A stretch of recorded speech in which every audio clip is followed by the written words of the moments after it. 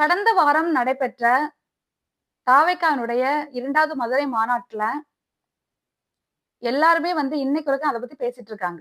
ஒவ்வொரு கட்சியினர பத்தியும் தாவேக்கா தலைவர் விஜய் பேசினத ஒவ்வொரு கட்சியினர் பேசிட்டு இருக்காங்க. அவர் என்னென்ன பேசினாரு அப்படின்னு சொல்லிட்டு, அவர் பேசினது தப்பு அப்படிங்கிற மாதிரி சில பேரும், சில பேர் இவரை ஆதரிக்கிறவங்க கரெக்ட்டா பேசியிருக்காரு அப்படின்னு சொல்லி நெறைய பேசிட்டு இருக்காங்க.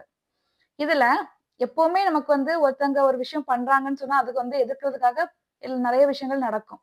அது எப்பவுமே எந்த ஒரு கட்சிக்கும் நடக்கக்கூடிய ஒரு விஷயம் தான். அதே மாதிரி தமிழக வெற்றி கழகத்துக்கு நெறைய விஷயங்கள் நடந்திருக்கு.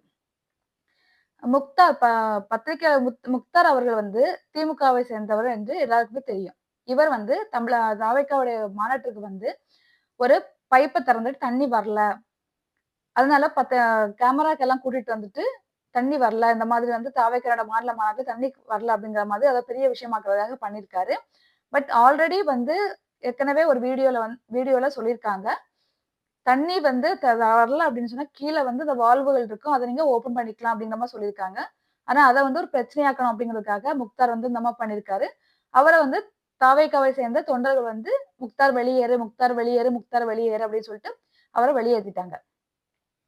அதே மாதிரி தாவேக்காவினுடைய பேர கெடுக்கிறதுக்காக சில விஷயங்கள் நடந்திருக்கு அப்படிங்கிற மாதிரி தாவேக்காவினுடைய தொண்டர்கள், ரசிகர்கள் சொல்லிட்டு இருக்காங்க. என்னன்னா, அந்த ராம்ப் வாக் பண்ணும்போது ஒரு பையன அந்த பவுன்சர்ஸ் தூக்கி அப்படியே வீசின மாதிரியும், அந்த பையன் அப்படியே அந்த கம்பிய புடிச்சு தொங்குற மாதிரியும் நமக்கு ஒரு வீடியோ வைரல் ஆச்சு.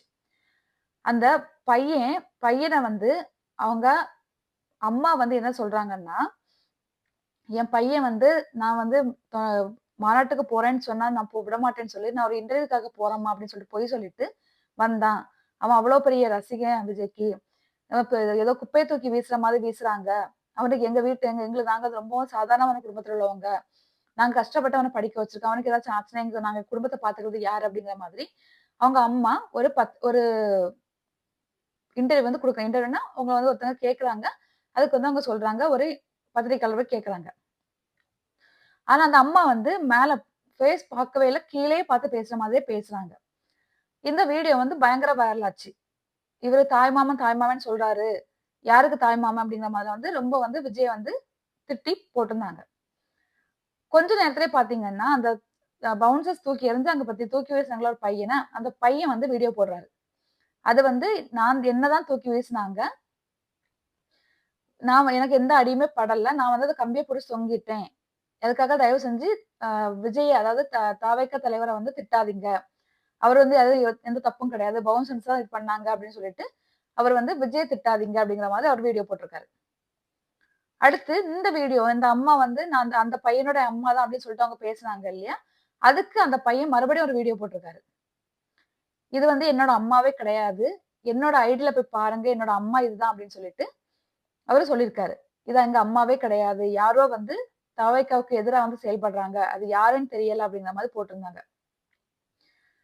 பல விஷயங்கள் தாவேக்கா மாநாட்டுக்கு அப்புறம் நடந்துட்டே இருக்கு. அது சாதாரண சேர் உடைஞ்சத பெரிய விஷயமாக்கி போடுறாங்க.